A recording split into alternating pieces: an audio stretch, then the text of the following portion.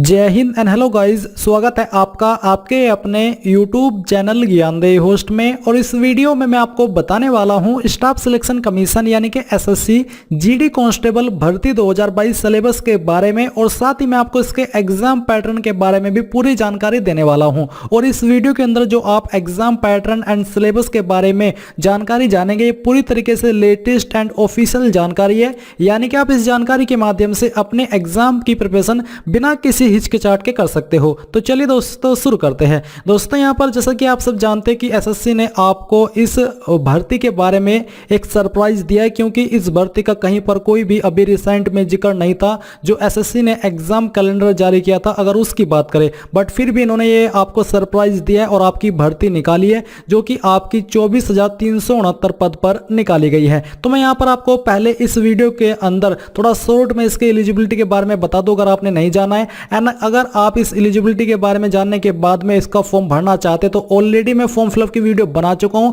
Computer से कैसे form को भरना इसके बारे में अलग से, एंड मोबाइल से कैसे भरना इसके बारे में अलग से। तो आप इनमें से जो भी वीडियो वॉच करके फॉर्म को भरना चाहे भर सकते हैं, आपसे कोई भी मिस्टेक फॉर्म को भरने में नहीं होगी। एंड साथ ही मैं आपसे यहां पर यह भी कह दूं कि अगर आपने अभी तक इस वीडियो को लाइक नहीं किया तो यार फटाफट से लाइक करके चैनल को सब्सक्राइब करके बेल आइकन ऑन कर दीजिए।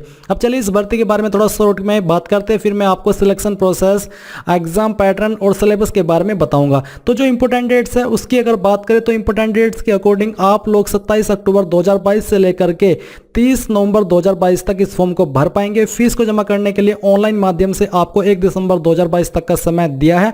एंड यहाँ पर ऑफलाइन माध्यम से अगर आप चालान के द्वारा फीस को जमा करेंगे तो उसके लिए भी आपके पास सेम डेट का टाइम दिया गया है। अब यहाँ पर जो आपकी वैकेंसीज है उसके बारे में आप यहाँ पर देख लीजिए कि कौन से डिपार्टमेंट में किस कैटेगरी में कितनी वैकेंसीज निकाली है। ग्रैंड टोटल आपका 24,369 है। तो ये तो ये आपकी वैकेंसी की बात। अब यहाँ पर बात करते हैं आपकी एज लिमिट की। एज लिमिट के बारे में काफी कैंडिडेट का इशू है, तो यहाँ पर आपके लिए एक बहुत बड़ी खुशखबरी ये है कि इस बार कोरोना की वजह से आपको छूट दी गई है, और यानी कि एसएससी ने कोरोना को कंसिडर किया है और यहाँ पर सभी कैटेगरी को, चाहे आप जनरल भी क्यों ना हो, आपको 3 साल की छूट दी है। वैसे तो यहाँ पर अगर आप एज लिमिट में जानेंगे तो आपको बोला है कि आपकी एज 18 से 23 साल के बीच होनी चाहिए, जो कि 1 जनवरी 2023 तक काउंट की जाएगी। यानी कि जिनका जन्म 2/1/2002 से लेकर के 1/1/2005 के बीच में हुआ है वही इसमें अप्लाई करने के लिए एलिजिबल हो पाएंगे। बट यहाँ पर अगर आप नोट में पढ़ेंगे तो आपको बोला है कि due to unprecedented COVID pandemic, it has been decided by the government to grant 3 years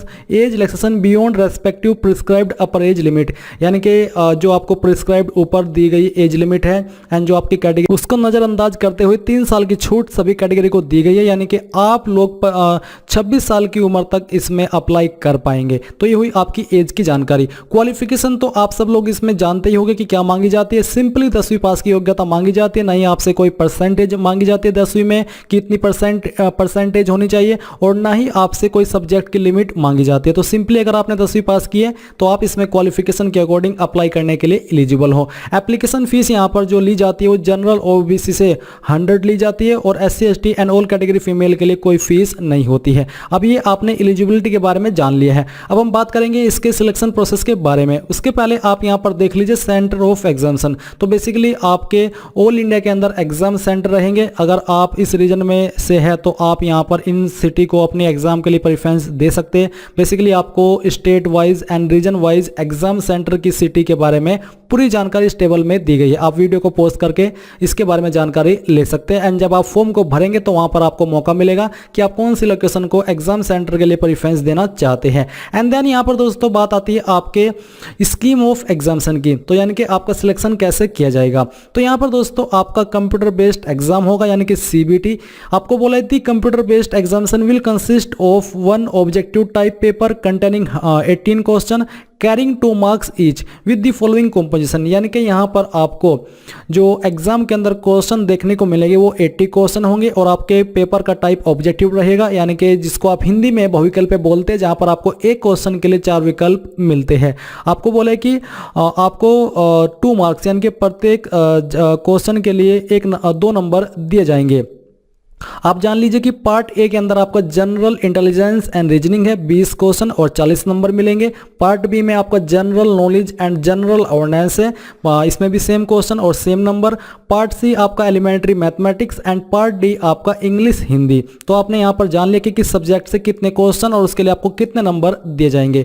ये करने के लिए आपके पास सिर्फ 1 घंटे का समय रहेगा। यहाँ पर कोई सेक्शन वाइज टाइम लिमिट नहीं है, आप जिस सेक्शन को पहले सोल्व करना चाहे या बाद में सोल्व करना चाहे वो आप अपनी चॉइस के अकॉर्डिंग कर सकते हैं। अब यहाँ पर आपको बोला है कि all question will be of objective multiple choice type, जो कि मैं आपको ऑलरेडी बता चुका हूँ। एग्जाम आपका इंग्लिश एंड हिंदी के अंदर रहेगा, जिस लैंग्वेज में आप सोल्व करना चाहे कर सकते हैं, बट जो आपके इंग्लिश और हिंदी के क्वेश्चन है वो आपके उसी के अंदर रहेंगे, उसमें आपको बिलिंगुअल का ऑप्शन नहीं मिलेगा। एंड यहाँ पर एक और आपसे आपकी सबसे महत्वपूर्ण जानकारी, there will be negative marking of 0.50 for each wrong answer, यानी कि यहाँ पर प्रत्येक गलत जवाब के लिए आधा नंबर कट किया जाएगा। तो ये जान करके और आपको बताते हुए, आपको दिखाते हुए काफी बुरा लग रहा है कि इसके अंदर नेगेटिव मार्किंग है, क्योंकि जिन कैंडिडेट के अंदर तुक्का मारने की अद्भुत कला है वो इस अद्भुत कला का यहाँ पर खुल करके प्रदर्शन नहीं कर पाएंगे। अगर वो इस कला का प्रदर्शन करने की कोशिश करेंगे तो ऐसे में उनको लेने के देने पड़ जाएंगे, क्योंकि क्या होता है, हम इंडियंस के अंदर ये तुक्का मारने की अद्भुत कला कूट कूट कर भरी हुई है और हमें बार बार कहते हैं कि इसका आंसर ये कर दे, इसका आंसर ये कर दे,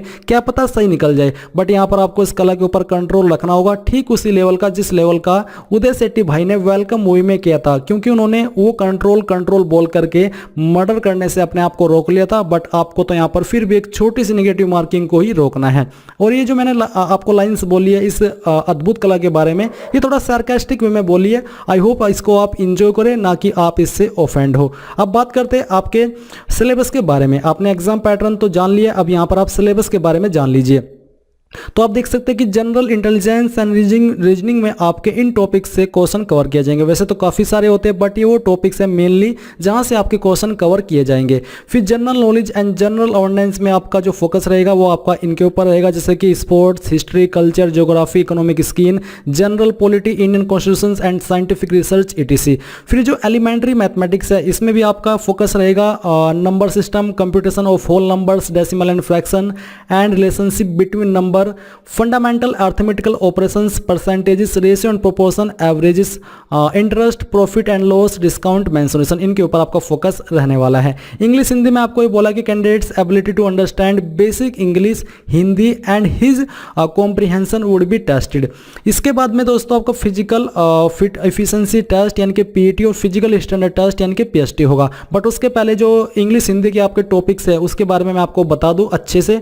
अगर आप हमारी वेबसाइट के ऊपर आएंगे तो आपको यहाँ पर इंग्लिश हिंदी के जो टॉपिक्स है वो अच्छे से जानने को मिल जाएंगे। हिंदी में आपका इन टॉपिक्स के ऊपर फोकस रहेगा, जो कि आप यहाँ पर देख सकते हो। तो हिंदी सब्जेक्ट की प्रिपरेशन करने के लिए आपको इन टॉपिक्स को पढ़ना होगा। अब ये तो हुई आपके सिलेबस की जानकारी टॉपिक वाइज। अब हम यहाँ पर बात करेंगे पीएसटी और पीईटी के बारे में। तो इसके बारे में मैंने जानकारी यहाँ पर हमारी वेबसाइट पर दे रखी है थोड़ा शॉर्ट में। तो जो हाइट है जनरल, ओबीसी और एससी के लिए वो मेल में 170 सेंटीमीटर है कम से कम, और फीमेल में 157 सेंटीमीटर है। हाइट एसटी के लिए 162.5 सेंटीमीटर है, क्योंकि इनको छूट मिलती है हाइट के अंदर। फीमेल में भी छूट है, इसमें 150 सेंटीमीटर आपकी हाइट कम से कम रहनी चाहिए।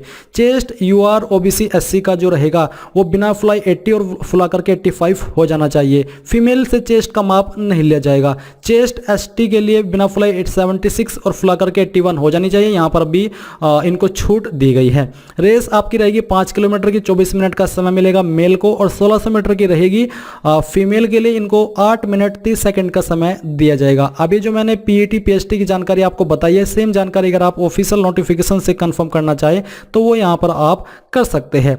तो यहाँ पर दोस्तों आपने इसके संपूर्ण जानकारी के बारे में ऑफिशियली जान लिया। अगर आपको कोई सवाल, कोई डाउट, किसी भी जानकारी को लेकर के रह गया, कोई डाउट है तो आप कमेंट के माध्यम से पूछ लीजिएगा। तो ये थी आपकी एसएससी जीडी कांस्टेबल भर्ती 2022 सिलेबस के बारे में पूरी जानकारी पसंद आई है तो वीडियो को लाइक, शेयर एंड चैनल को सब्सक्राइब करके अगर आपने अभी तक नहीं किया तो बेल आइकन ऑन कर लीजिए। Thanks for watching. मिलते हैं जल्दी अगले वीडियो में।